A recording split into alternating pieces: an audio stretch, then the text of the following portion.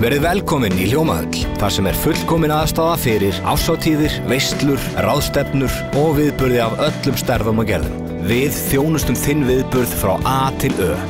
Nánari upplýsingar á hljómahöll.is.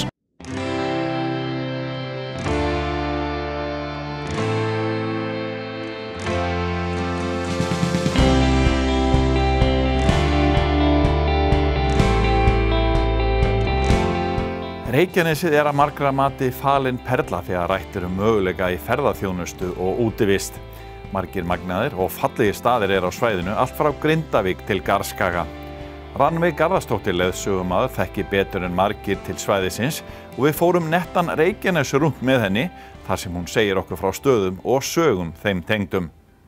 Rannveig, það ýmislegt í gangi á Reykjanesi og hvað ég var að segja. Falin perla segja sumir sem ferðamannastaður og margir Íslendingar eiga í rauninni eftir að uppgötva marga flotta staði hérna. Já, það alveg rétt. Já. Hérna Reykjanesin bara rosalega mikið af fallegum og skemmtilegum stöðum og margt hægt að fara.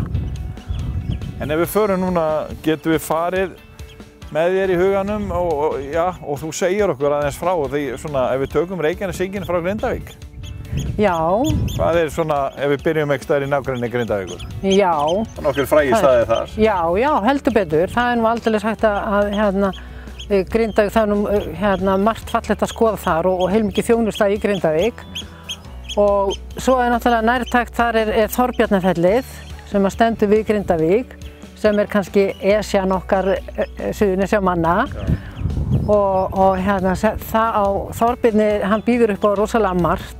Það hægt að ganga upp veg ef þú telur því ekki í góðu formi. Þú getur hlaupið yfir fjallið, það bara margir að gera það, hlaupa fram og tilbaka. Og það skógrækt undir fjallinu. Það aðstaða fyrir fjölskyldufólk, fyrir útileiki. Þetta komið nest og grilla, hafa gaman. Rosa margt í nágrenni Þorbjarnar sem hægt að gera svona útivistatengt.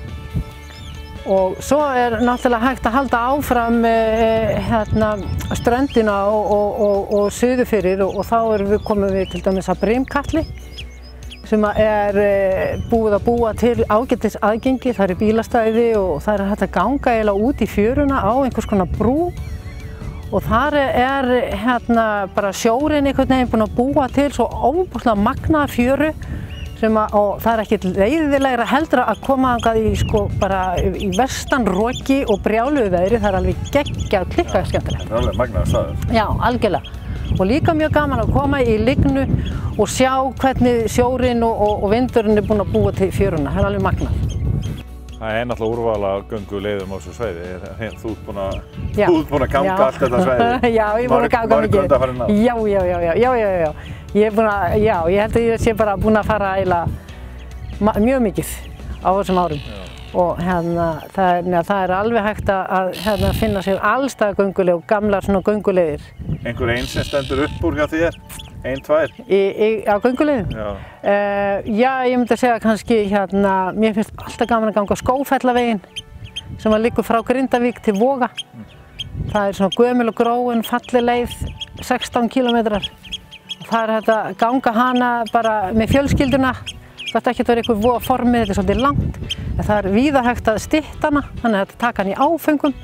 Og hún mjög greinileg, hún stikuð, hún vörðuð. Og þar maður að ganga í svona klöppum sem maður getur bara séð hvernig búið að vera að ganga í gegnum árhundruðin. Sem svo ofsalega magnað. Og hér við út á Reykjanesi. Já, svo bara Reykjanesvita. Já, Reykjanesviti. Þetta svæði algjörlega magnað svæði. Já. Hérna gaman að koma. Þetta stutt frá öllu og hérna hægt að eyða heilum degi og dögum. Og hérna skal ég segja ykkur, hérna sjáum við til dæmis í kring þar sem við sjáum hvar Atlantshafshryggurinn sem neðansjávarhryggur sem liggur héðan og niður jörðina, undir kúluna og undir það sem Suður-Afríka. Það bara öll kúlan undir. Og hann allstaðar neðansjávar og alveg gríðarlega hár og mikill fjallgarður í sjónum og eini staður í heiminum sem þú sérð hann með berum augum það er hér. Já. Og það er svo magnað. Hérna erum við bara á toppnum á þessum fjallgarði. Það er með ólíkindum. Já, það er algjörlega með ólíkindum. Og það er mjög, hérna er búið að stika leiðir og merkja og varða. Og hérna hafa við nýlega verið stikaðar hérna leiðir, 2 leiðir sem að meðal annars eru yfir fjallgarðinn. Og eins hérna svona löng gönguleið sem að liggur alveg hérna frá Reykjanesinu alveg upp í Stamparhraunið. Og hingað þetta er svona hringur og hann er eitthvað 16 kilometrar sem er alveg svona góð dagleið. Svo eru líka önnur nýbúið að stika aðra gönguleið sem er einhverju 3–4 kilometrar sem að liggja bara hérna frá Gunnukver og þetta svæði. Þannig að það er mjög auðvelt að gera sér bara góðan dag og ganga þetta. Og svo erum við með náttúrulega hérna í kringum okkur erum við með gamla sundlaug. Og sem að var notuð alveg sko til með 1950 eitthvað. Og þá komu krakkar hingað út eftir og lágu hér í tjöldum með sundkennaranum sínum og lærðu að synda í þessari laug. Já. Og svo fóru þau bara heim og þetta var svona öll sumur, alveg fram til 1950. Þetta er alveg magna. Og þá var þessi laug hérna heit og volg. En í dag er hún alveg köld. Þetta er sko sjór og gæti sko Flósafjöru. En hún var heit á þeim tíma og það er vegna þess að það er hérna er svo mismunandi bergið er búið að breytumst hitastig í gegnum árhundruðin. Þá var meiri hiti í þessu bergi sem hitaði sjóinn sem var í sundlauginni. Og svo núna hefur hitinn breyst og hann er komin upp undir það sem á meiri, hann er meiri það sem kringum Gunnukverasvæði og þar. Þannig að þetta er mjög breytilegt svæði. Og svo erum við með hérna Valahnjúkinn, þessi hér, og hann er hérna orðinn bara frægur af margir sem vilja vera að taka þarna upp fyrir alls konar myndbönd og skemmtileg heit. Og það líka, hann er mjög breytilegur, þetta fjall er búið að breyta sig gegnum tíðina af því að það var byggður þarna uppi, var byggður fyrsti vit á Íslandi. Og þegar hann var byggður upp efst á þessu fjalli, þá var fjalli bara mjög breytt og vitin hafði nóg pláss. Og svo er alltaf jarðskjálftar, þetta er svo lifandi umhverfi, hérna bara skelfur jörðin og kemur ný jörð alltaf jafnóðum í gegnum tíðina. En það urðu jarðskjálftar eins og er búið að vera í gegnum tíðina og það byrjaði að brotna fram af fjallinu. Og svo var orðið búið að brjóta svo mikið fram af fjallinu að það var hérna, það þurfti að rífa og færa vitann. Og þá var þessi fallegi viti sem við njótum í dag. Þá var hann byggður. Og gamli vitinn var svo rifinn og er svona ein svona steinarhrúga þarna undir fjallinu. En í dag þá hefur fólk áhyggjur af Valahnjúk vegna þess að það er búið að loka honum bara með gulum borða vegna þess að það er komin ný sprunga í fjalli og það er svona alveg að fara að detta fram að því, maður veit aldrei hvenær. Það er varasamt að vera... Það er varasamt að fara upp á fjallið. Já. En það er mjög gaman að ganga í kringum það. Svo er alveg mjög gaman að ganga frá Valahnjúknum og eftir þetta kallast Valahnjúkamöl, þetta svæði hérna á milli, þar sem Atlasarhryggurinn er og þessa. Og þarna upplifir maður sjávarföllin hvergi sterkar en akkurat þarna. Því að ef þú kemur á háfjöru og það byrjar að flæða að og þú stendur undir mjölunni sem er kannski 100–150 metra há fyrir ofan þig og þetta er einhver smá möl, það er einhver smá steinar og þá sérðu þegar það byrjar að vætla undan þessu svakalegu háu grjóti þegar sjórinn fer að vætla undir og koma inn eins og á og svo verður þetta bara eins og beljandi á allt svæðið. Þetta er alveg magnað að standa þarna. Og svo er búið að búa til göngustíga þarna og merkja, búið að setja trébrú þarna sem er hægt auðvelda mann að komast þarna yfir svona einhverjar hindranir sem er mjög gott og vel gert. Þetta oft mikill fjöldi af fólki hérna niður við, bara við ströndina hérna. Það er mjög oft. Mikil upplifun að vera þarna. Já. Með klettana hérna. Já, mjög og maður sér líka þarna þegar maður kemur hérna fram á brúnina, sér maður hvernig bergið að brotna fram og dettur svona fram fyrir sig og maður upplifir einhvern veginn jarðfræðina algjörlega magnaða hérna á þessu svæði. Þetta kall og kettling og... Já, þetta kallinn. Já.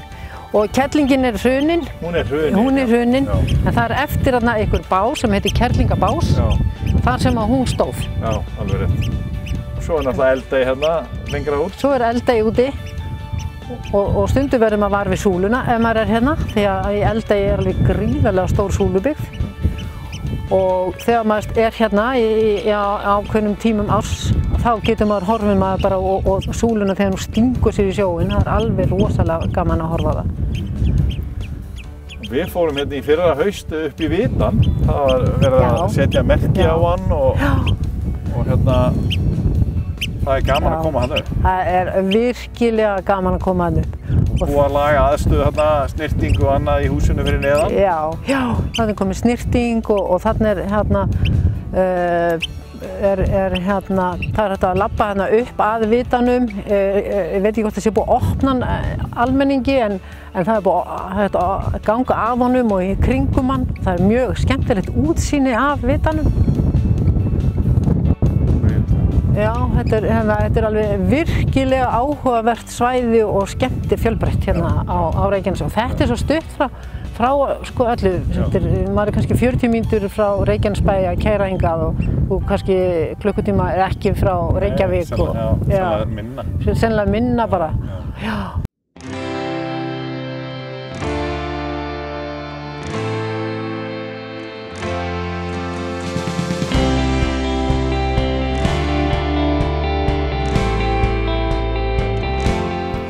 En það nú fleira hérna út á Reykjanesi, margir merkir staðir. Já, algjörlega.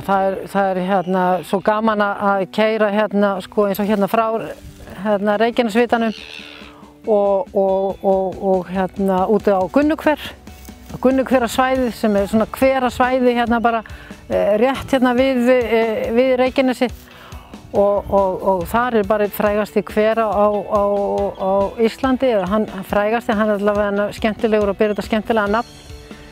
Og hann hérna heitir eftir draug sem að var gömul kettling sem að bjó hérna út í Miðnesheiði og komst upp á kant við lauginn og svo hérna svo þegar hún kettlingagreyið gaf upp öndina þá náttúrulega gekk hún aftur þess að hefna sína á hinum og þessum og hérna fór ekki að gera mönnum grikk.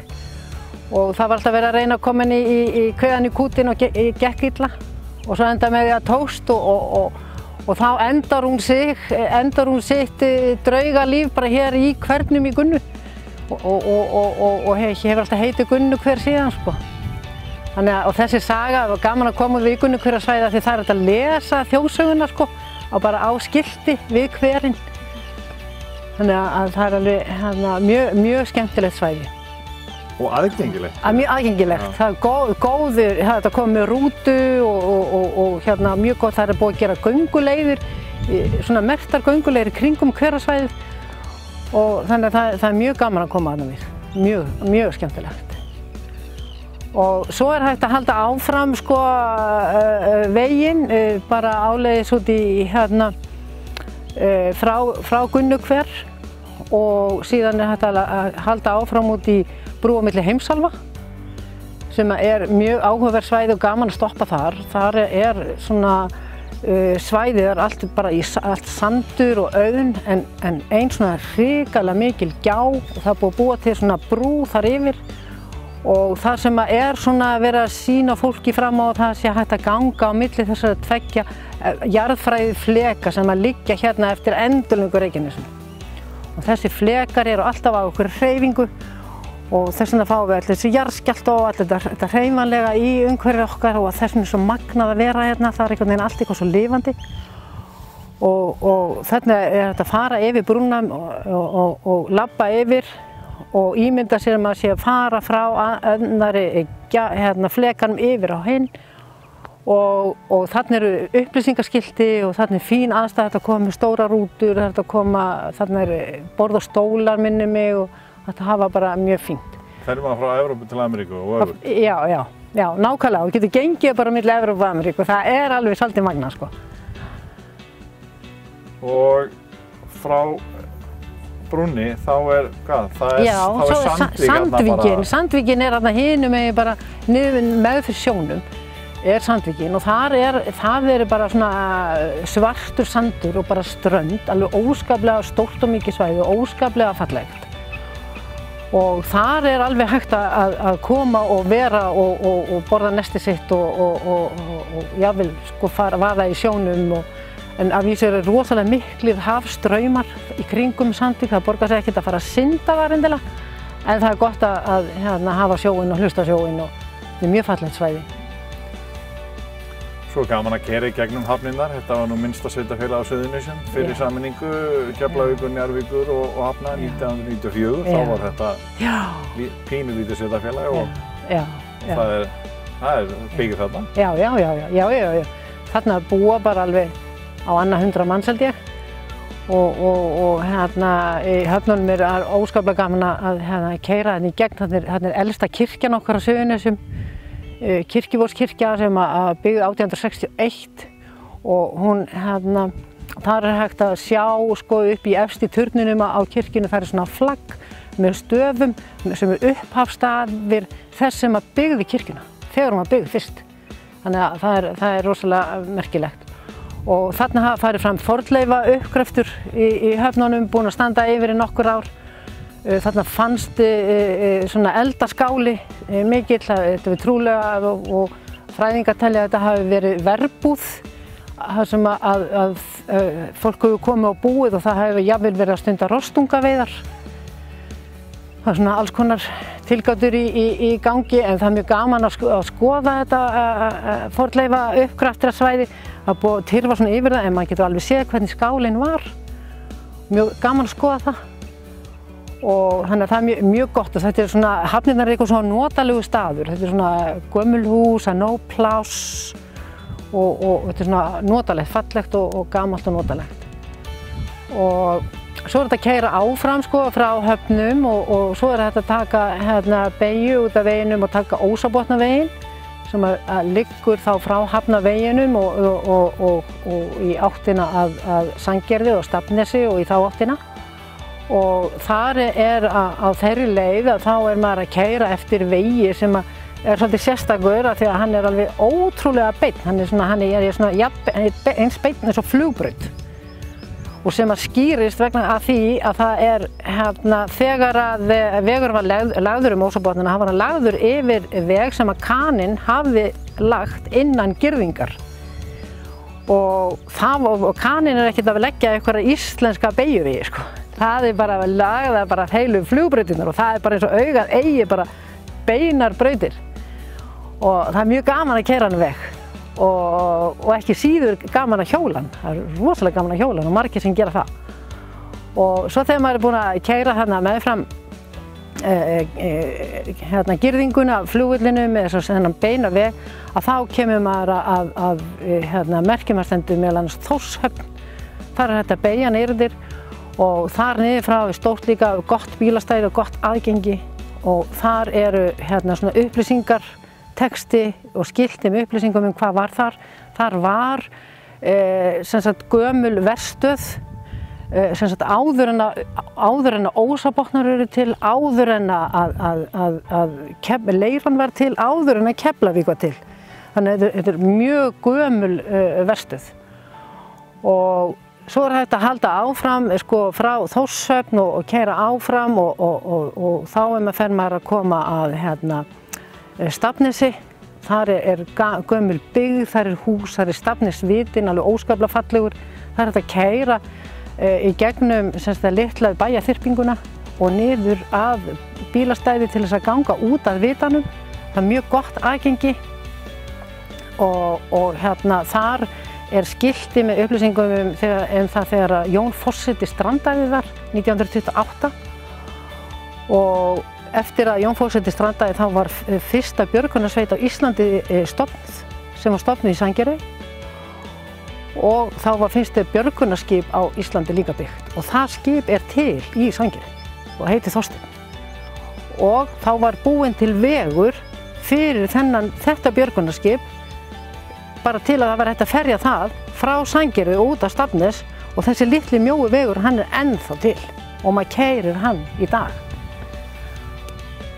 En þarna út á Stafnesi, erum þar og þá er hægt að labba, sem sagt skilti þetta strand hjá Jóni forseta og það mjög fallegt að hægt að ganga niður í fjöruna að Stafnesvitanum.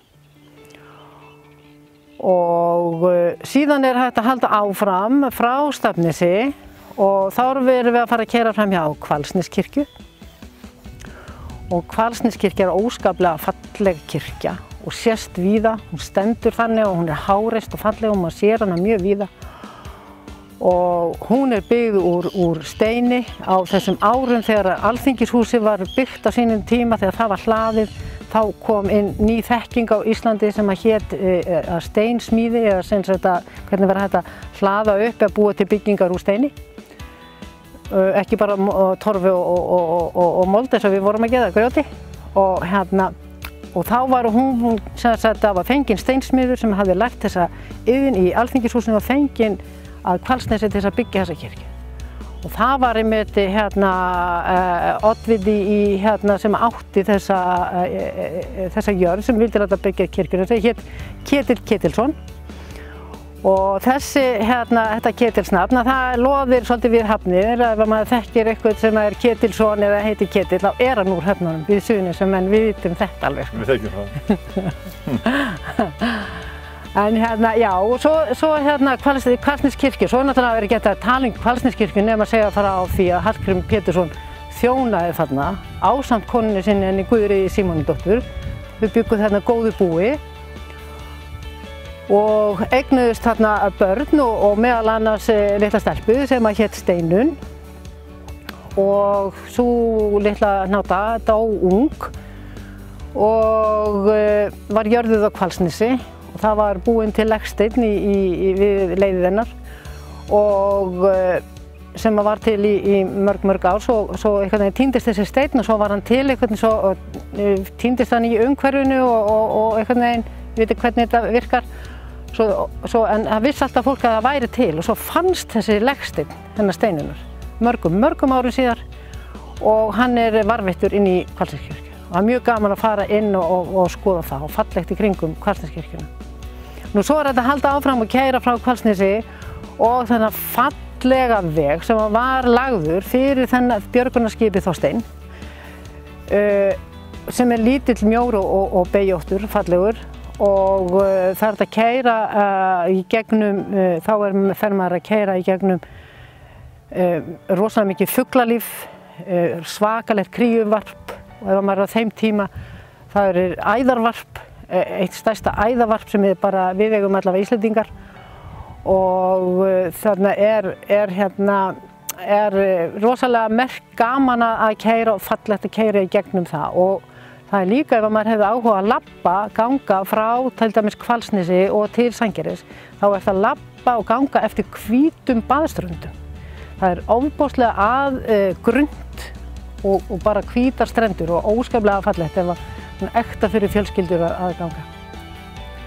Og svo ef maður vill halda áfram frá Sandgerði og út í Garð þá í Sandgerði sjálfi bara þar allt mögulegt og gaman að skoða höfnina og margt fallegt, fallegur, skemmtilegu vitinnar, svona öðruvísi. Og svo hægt að fara út í Garð og það mjög gaman núna að vera að leggja göngustíg frá Sandgerði milli Garðs og Sandgerðis þar sem hægt að hjóla og bara hjólaskauta og það vera ljósastaurar og bara rosa fínt og huggulegt og það mjög gaman að keyra og það líka gaman að ganga frá Sandgerði, fjöruna til út í Garð eða öfugt. Og svo út á Garðskaga, þá maður alltaf komin út á fallega Garðskagann og Garðskagavitarnir og það byggðasafnið og öll steinlistaverkin sem eru víða í bæjarfélaginu og mjög skemmtilegu staður að stoppa, sundlaug og góð þjónusta. Garðskagi er náttúrulega svona eitt frægasti, getum við sagt, staður á Suðurnesjum. Já, algjörlega, ég hugsa það. Við allavega Suðurnesjamenn sækjum mjög mikið á Garðskaga. Maður fer út á Garðskaga til að maður vill sjá norðurljós, maður fer til að horfa á sólsetrið, maður fer þangað, maður vill fara að fá morgunkyrrðina. Maður sækir sér alveg alla svona andlega næringu sækjumaður út á Garðskaga. Það er eitthvað magnað við hann. Já, frábær staður. Já. Þannig að við erum búin að fara svona nettan Reykjanesing núna. Já. Og þannig að við hvetjum heimamenn og landsmenn alltaf bara til þess að mæta. Hér er allt til alls og svo er hægt að næra sig í sveitafélagunum hérna á veitingastöðum og gera eitthvað skemmtilegt meira og fullt af gistingu og þannig að sækjum Suðurnesin heim. Algjörlega. Það er bara þannig. Leið og við þökkum áhorfið þá minnum við á aðra miðla Víkurfrétta. Við erum í rafrænni blaðaútgáfu og gefum út veglegt og vikulegt blað Víkurfrétta. Þar kennir margra grasa að venju og við hvetjum ykkur til að fara inn á vefsíðu Víkurfrétta þar sem finna má nýjasta blaðið. Á vefnum vaff.is eru líka nýjar fréttir og efni á hverjum degi og á golfsíðunni kylfingur.is eru allar nýjustu golffréttirnar. Þessi þáttur og eldri þættir Suðurnesja Magasíns eru aðgengilegir á vaff.is og á YouTube síðu Víkurfrétta. Þar getið þið skoða hann í símanum ykkar, spjaldtölvunni eða tölvunni. Við þökkum fyrir okkur, njótið sumarsins, takk fyrir og verið sæl.